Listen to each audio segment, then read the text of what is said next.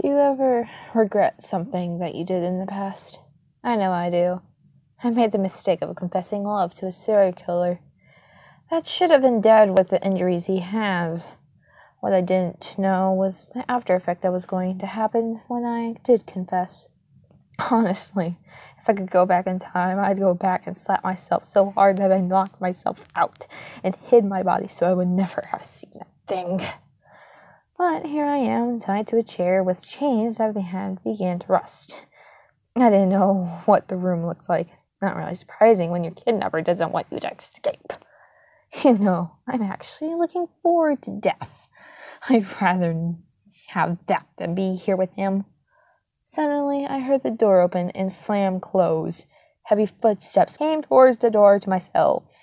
I braced myself for what was to come. I heard the door to my cell open and close quickly.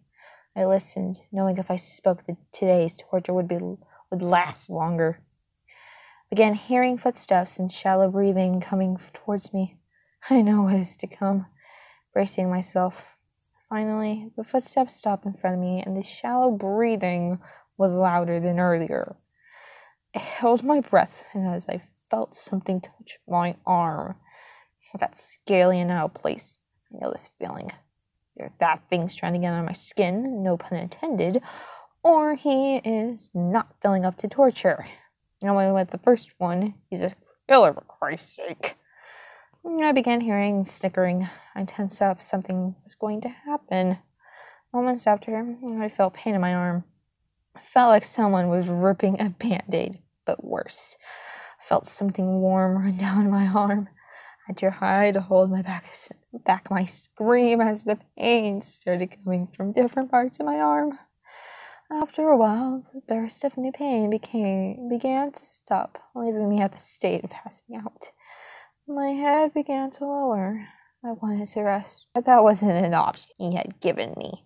He slapped me, jolting me back into the reality.